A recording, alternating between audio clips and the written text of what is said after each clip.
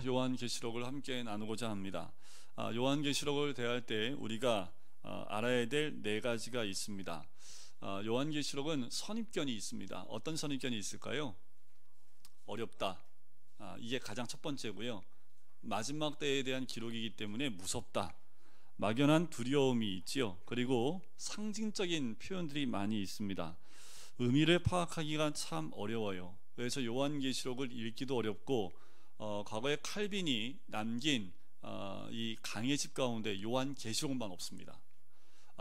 근데 이제 어떤 분들은 그렇게 얘기를 해요. 칼빈이 더 살았다면 분명히 요한계시록의 강해집을 만들었을 것이다 라고 얘기를 합니다. 그만큼 강해자들도 이 요한계시록을 접근하기가 쉽지 않았고요. 90년대까지만 해도 요한계시록을 설교한다는 건 참 쉽지 않은 거였습니다. 근데 2000년대 들어와서 이 부분을 공부하고 들어오신 많은 교수님도 계셨고, 요한계시록에 대한 책도 참 많이 나왔고, 이제는 요한계시록에 대한 책을 쉽게 우리가 서점이나 이런 데서 구해서 볼 수가 있습니다. 단지 이제 잘 봐야겠지요. 이게 성경적으로 잘 강해가 되어 있는 부분인지를 잘 볼 필요가 있습니다. 계시록의 상징들은 대부분 구약 성경의 바탕을 두고 있기 때문에 요한계시록을 볼 때 다니엘서와 에스겔서와 함께 풀어가는 것이 좋아요. 왜냐하면 요한계시록에 나와 있는 것들이 이 다니엘서나 에스겔에 나와 있는 것과 많이 흡사한 부분이 많습니다.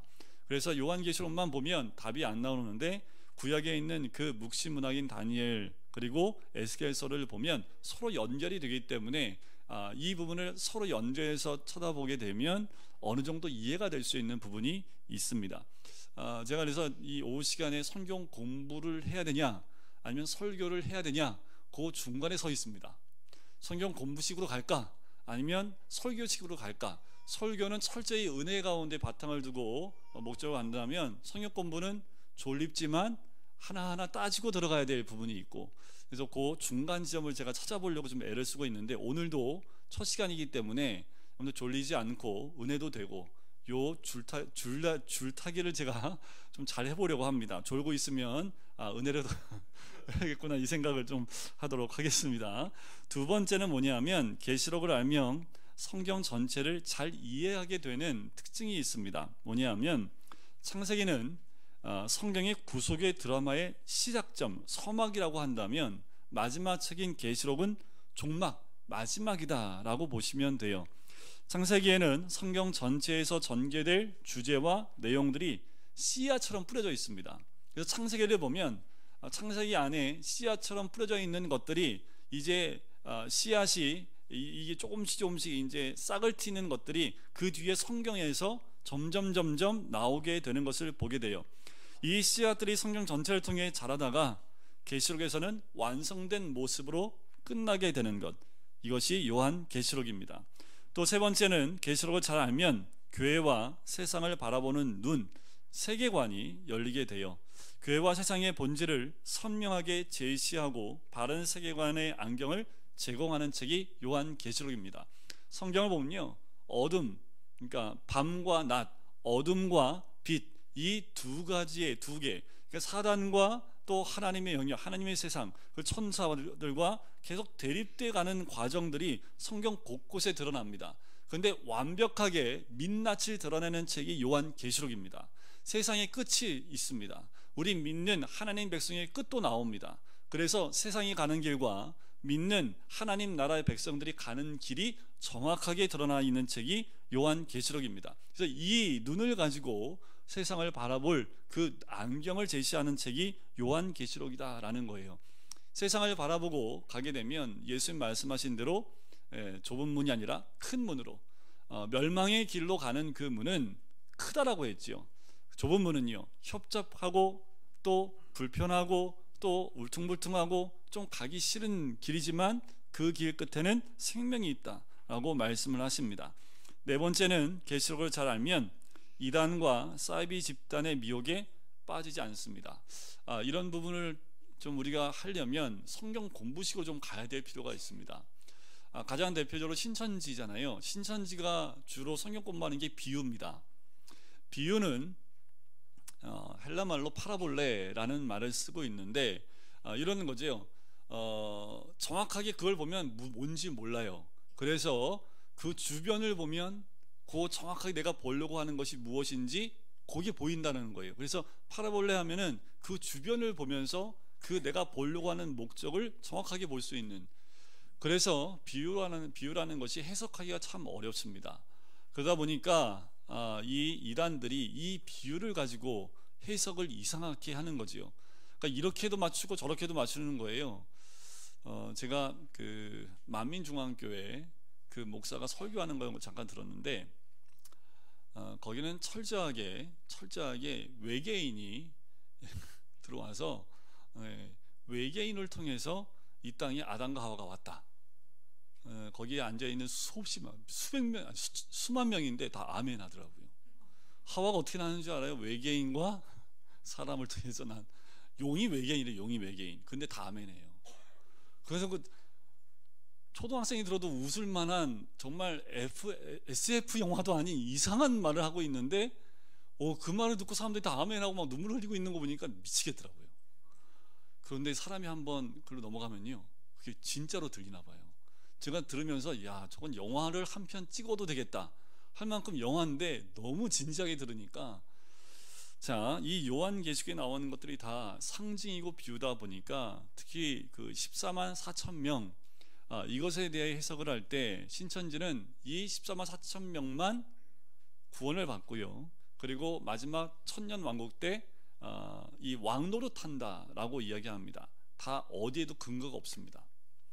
14만 4천 명은 여기 성경에 나오는 그 숫자는요, 정확한 숫자를 의미하지 않아요. 예를 들면 여기에 보면 7영이 나옵니다. 7이란 숫자는 무슨 수예요? 성경에서 완전 숫자를 의미합니다. 근데 요한계시록에 나오는 7명은 성령을 의미하거든요. 그럼 성령이 7이에요? 아니요. 그런 의미가 아니라 숫자로, 헬라말로 숫자로 이 유대인들이 7을 쓸 때는 완전하다라는 그 의미를 쓰고 있다라는 거예요. 14만 4천 명은 144 곱하기 몇? 144 곱하기 몇 하면 14만 4천 명이 나와. 갑자기 애들이 딴 생각하고 있어서 그래요. 곱하기 1000. 14만 4천이니까 144 곱하기 1000 해야지. 자, 여러분들 1천번제 아시죠? 1천번제. 1천번제는 1000번의 제사를 드렸다는 얘기가 아닙니다. 1천이라고 하면 많다라는 뜻이에요. 많다. 우리나라에도 그런 표현들이 좀 있을 텐데, 우리가 얘기를 하지만 그건 그 의미가 아니라, 도토리 하면은 우리는 뭐라고 얘기를 해요? 도토리 키재기 하면, 도토리보다 더 작은 게 없어서 도토리라고 얘기하는 게 아니라, 도토리 키재기 하면 그냥 통상적으로 우리는 작다라는 표현할 때 도토리 키재기 하잖아요. 또 이해가 좀 맞는지 모르겠지만 1천이라는 그 숫자를 쓸 때는 이스라엘 민족 가운데 굉장히 많다라는 의미로 쓸 때 1천이라는 단어를 쓰거든요. 그러니까 144 곱하기 1000 하면 많다라는 겁니다. 완전한 뜻도 있고 많다라는, 그리고 그 안에 마음을 다하고 정성을 다했다. 그래서 솔로몬이 드렸던 그 제사가 자기가 할 수 있는 최선을 다하여 드린 예배, 그것이 1천번제로 표현을 한 거지요. 144는 뭐 곱하기 뭐가 144가 나와요? 네, 12의 제곱승이죠. 네. 12 곱하기 10입니다. 그러니까 12는 12제자 또 12족속이 나오지요. 그래서 이게 완전수인데 3 곱하기 4잖아요. 이게 성경 공부로 들어가서 이제 헷갈리죠. 이제 숫자 얘기 나오니까 또 이게 삼일체 하나님이 나오고, 4는 동서남북 세상을 의미하고, 이것을 4, 32 곱으니까 12가 나오지요. 또 12는 12제자 12족속이 나오기 때문에 완전수, 12개와 12개가 또 만나니까 온전한 수가 되는 겁니다. 그러니까 14만 4천 명은 우리가 말하는 1명, 2명, 3명, 4명을 의미하는 것이 아니라 하나님의 온전한 백성들을 의미하는 것이 14만 4천 명인데, 신천지는 이 14만 4천 명이 이미 넘었습니다. 이상해요. 난 아직도 아이러니한데 14만 4천 명이 금방 되더라고요. 몇 년 안 됐거든요. 왜 이단들은 그렇게 부흥이 빨리 될까요? 이것도 연구해봐야 될. 근데 이단들은요, 열심히 특심해요. 그럴 수밖에 없어요. 얘기 들어보니까 구원받으려면 3명을 데리고 와야 돼. 3명을 데리고 와야 돼요, 무조건. 저도 그렇게 한번 설파해 볼까요? 설교할 때, 성도 여러분, 3명을 전도해야지 구원받아요. 3명 전도 못하면 구원 못 받아요. 요것만 또 따가지고 딱 가면 제가 이단되는 거거든요. 그러면 여러분들 뭐만 하면 돼요? 예수님 믿든지 안 믿든지 상관없고 3명만 여기다 데려가고 교회 데려 나와서 정착만 시켜놓으면 돼요. 그러면 구원 받은 거고 그 다음부터 내가 하고 싶은 대로 살면 됩니다. 그게 얼마나 좋아요. 3명만 데려오면 되니까. 그러면은 뭐 구원 받았으니까 내가 원하는 대로 살 수 있는 거예요. 그러니까 이단들의 속칭 이런 모습들이 있습니다. 그러니까 이 신천지도요 할당량이 있대요. 따오면 몇 명 데려오는 것. 그래서 이 사람들 정말 목숨 걸고요 죽기 살기로 나가서 1명 데려오고 2명 데려오고 이걸 다 해요. 위로 올라갈수록 피라미드식으로 위로 올라갈수록 그게 더 쌓이게 되는 거죠. 그래서 12지파가 있습니다. 12지파마다 이 명수를 채워 나가야 돼요. 자, 이렇게 숫자 가지고 장난치는 이단들이 오는데 성도님들이 이게 무슨 의미인지 모르다 보니까 또 이 들으면은 뭐가 있냐면 좀 시원해. 아, 진짜인가 보다. 목사님은 잘 얘기 안 해주는데 이 사람들은 이걸 정확하게 얘기해 주니까 머리가 시원한 거예요. 그래서 이단에 빠진 사람이 누군지 아세요? 잘 모르는 사람이 빠지는 게 아니라요, 오히려 의사들, 좀 머리 지식이 있는 사람들이 쉽게 빠집니다. 에이, 목사님 그러다 빠지겠어요. 근데 이상해요. 구원파에 가면 주로 정치인들, 그리고 박사들, 의사들, 사자 들어간 사람들이 굉장히 많습니다. 이단에 빠지는데 일반 사람들보다 더 공부를 많이 한 사람이 쉽게 빠지는 이유가 뭐냐면 머리가 시원해지거든요. 그리고 논리가 맞아요. 논리대로 따져가서 가다 보면 끝에가 달라지는 거죠. 그게 이단입니다. 처음에 시작은 똑같이 가는데 끝이 달라지는데, 끝이 달라지면 끝나는 거거든요. 자, 계시록을 잘 알면 이 이단과 사비 집단의 미혹에 빠지지 않는 그 은혜가 있습니다. 요한계시록 공부해야 될 이유 4가지를 좀 말씀을 드렸지요. 오늘 나눠드린 내용을 보시면 저자는 사도 요한입니다. 사도 요한이 쓴 책이 총 몇 권이요? 5권입니다. 5권. 요한복음, 요한 1, 2, 3서, 요한 계시록 총 5권의 책을 씁니다. 그 연대를 보면 로마의 도미티아누스 황제 말기에 사도 요한이 에게해의 반모섬에 유배되어 있던 어느 주의 날에 기록되어졌다. 그래서 기록 연대가 도미티아누스 황제 때입니다. 보시면 주제가 종말의 대환란과 예수 그리스도의 승리가 주제지요. 자, 이게 종말의 대환란, 세상에 대한 심판과 예수 그리스도의 승리, 이 2가지가 정확하게 대비되어 나온다라는 거지요.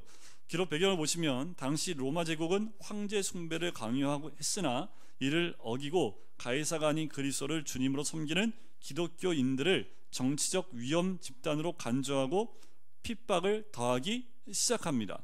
네로 황제로부터 시작된 박해가 최고조에 달한 시기로서 대부분의 사도는 이미 순교하고 성도들의 신앙이 열정마저 쇠퇴해져가는 위기적 상황을 맞고 있습니다. 이 절정 시기에 올라간 박해가 쭉 심해지고 더 심해진 때가 도미티아누스 황제 때라고 그래요. 그러니까 지금 이 성도들이요, 둘 중에 하나예요. 믿음을 갖고 죽을 거냐, 아니면 배기하고 살 거냐, 이 양단 간에 있는 겁니다. 근데 죽는 것도 그냥 죽지 못하지요. 어마어마한 고통 가운데 죽습니다. 그런데 많은 그리스도인들이 그 죽음을 선택을 하지요. 여러분들, 이렇게 힘들고 어려울 때 등장하는 것이 무엇입니까? 이 말세론이고 종말론이었습니다. 우리나라도 전쟁이 있을 때, 그리고 보릿고개가 있을 때 많이 등장했던 이단들이 이 종말론 가지고 등장하는 거지요. 그런데 중요한 것은 이 요한계시록은 그 고난 가운데 있는 사람들에게 그 고난을 이겨낼 수 있는 믿음의 근거를 이 요한계시록에서 제시하고 있다라는 겁니다. 우리가 끝까지 믿고 따라야 될 그 마지막 때에 대해서 보여주기 때문에 박해 가운데 이길 수 있는 힘을 얻을 수 있게 되는 거지요. 자, 첫 번째 보면 로마 박해로 인한 배교 예방 및 성도를 격려하고 그리스도의 재림으로 신앙의 승리를 교훈하는 것. 특징을 보시면 초림으로 시작했다가 재림으로 끝나는 것, 그리고 신약 중 유일한 묵시문학 겔단습, 이게 구약의 3대 묵시문학입니다. 겔단습, 묵시문학. 그런데 신약에서는 요한계시록만 묵시문학으로 보게 되죠. 다양한 상징 문학이 있는데 상징 용어 인, 나팔, 대접, 용, 여인 이런 상징 용어들이나 상징적 숫자 또 색깔, 동물, 자연들이 다양하게 등장을 해요. 그러다 보니까 더욱 우리가 이해하기에는 쉽지 않은 말씀이기도 하지요. 유대적 색채가 강합니다. 헬라어로 기록했음에도 문체와 내용 면에서 유대주의적 요소가 많이 포함되어져 있습니다. 구약의 인용이 많다는 거지요. 내세적 종말론을 다룬 최고의 난해서로 보고 있습니다. 아까도 말씀드렸죠. 난해보는 말씀을 드렸습니다. 여러분들 지도를 보시면 뒷장에 보면 지도를 넣어드렸는데요. 이게 수신자들입니다. 수신자 이렇게 외우시면 돼요. 이 바닷가 근처에 있는 에서 버 두 사빌라 이렇게 첫 글자만 따면 7개가 나오지요. 에서버두 사빌라, 에서버두 사빌라 이 7교회에게 보낸 편지가 요한계시록입니다. 그럼 이 7교회는요? 그러면 우리 주님이 요한계시록을 누구한테 보낸 거예요? 우리한테 보낸 거지. 우리 금강교회에 보낸 겁니다.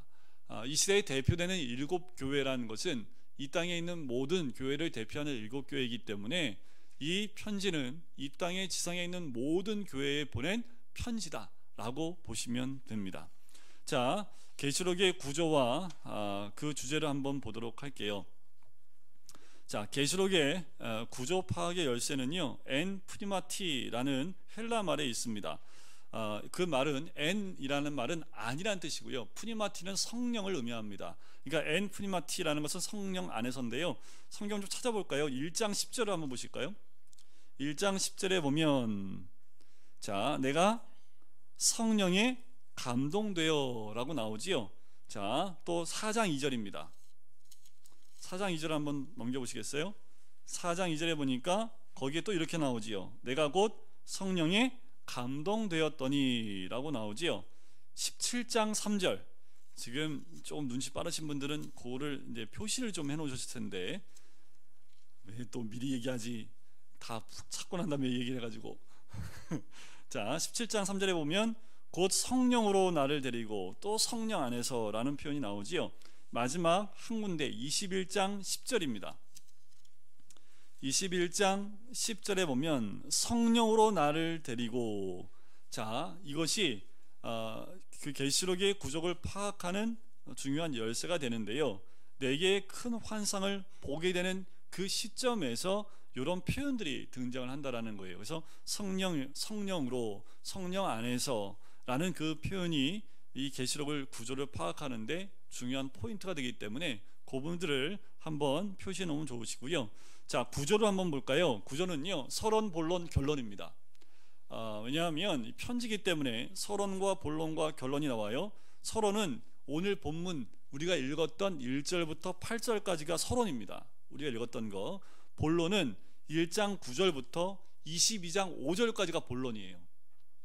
자, 이 본론 안에는 4가지의 환상이 나옵니다. 첫 번째 환상이 1장 9절부터 3장까지 7교회 환상, 그 7교회에 대한 그 환상이 나오고요. 두 번째 환상은 이 재앙입니다. 7인, 7나팔, 7대접 재앙인 그 재앙의 환상이 나오는데 4장 1절부터 16장 21절까지가 통째로 그 재앙에 대한 부분이 두 번째 환상으로 나오지요. 세 번째 환상은 큰 성 바벨론에 대한 환상인데요. 그건 17장 1절부터 20장 15절까지 나옵니다. 그리고 안 적으셔도 돼요. 그냥 들으셔도 됩니다. 요거는 적으신 분은 따라 적으셔도 되고요. 자, 맨 마지막 환상은 새 예루살렘, 거룩한 성 새 예루살렘의 환상인데 21장 1절부터 22장 5절까지 연결이 됩니다. 이게 마지막 환상이거든요. 자, 보시면 무슨 특징이 있냐면 처음에 무슨 환상이 나와요? 교회의 환상이 나왔지요. 마지막은요, 거룩한 성 새 예루살렘의 그 예루살렘 환상이 나왔지요. 끝에와 끝에가 연결됩니다. 7교회 환상 가운데 이것이 마지막은 어떻게 될까요? 거룩한 성 새 예루살렘으로 완성이 되는 것으로 연결이 됩니다. 그럼 두 번째 환상과 세 번째 환상은요, 심판이죠.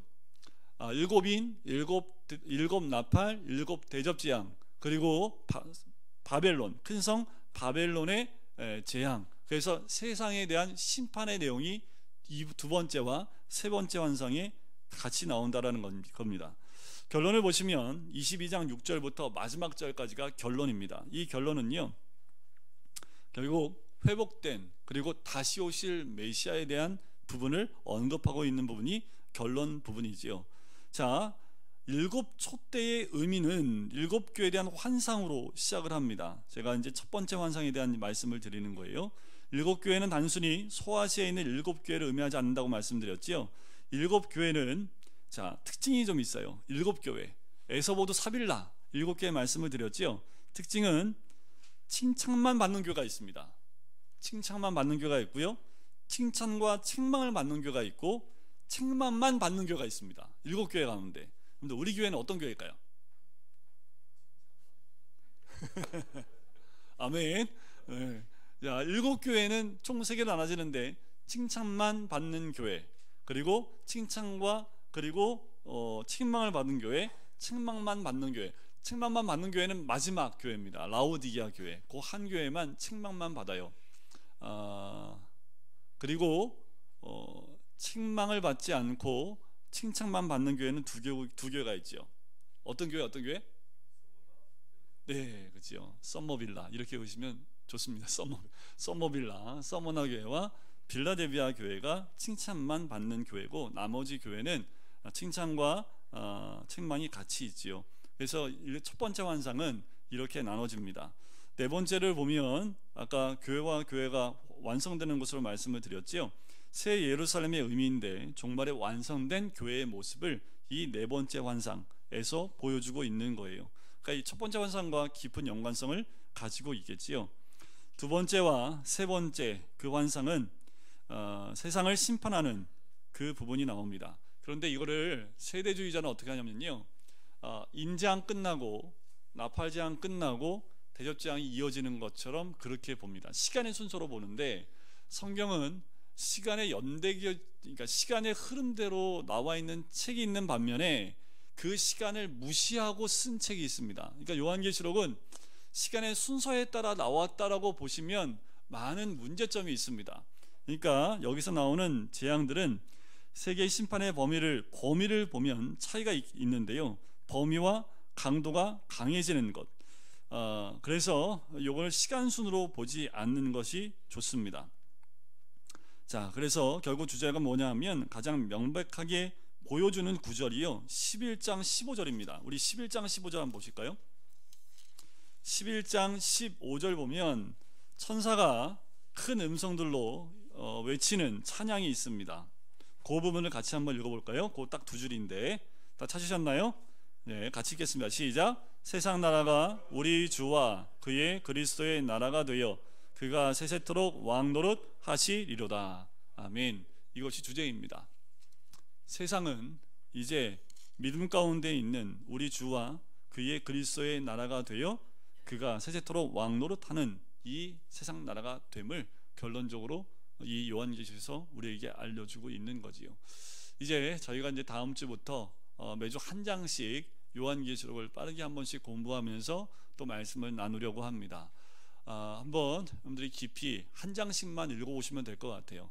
매주마다 한 장씩 읽어와서 1장의 내용이 무슨 내용인지를 알고 오시면 아마도 제가 좀 스킵하고 지나가더라도 그 내용이 무엇인지를 좀 알 수 있지 않을까 합니다. 그래서 다음 주부터 숙제는 요한계시록 한 장씩 읽어오기. 그래서 한 장씩 우리가 같이 공부하면서 그 장에서 하나님께서 우리 사도 요한을 통해서 우리에게 말씀하는 것이 무엇인지를 함께 나누는 시간을 가져보도록 하겠습니다. 우리 시간 같이 기도하실까요?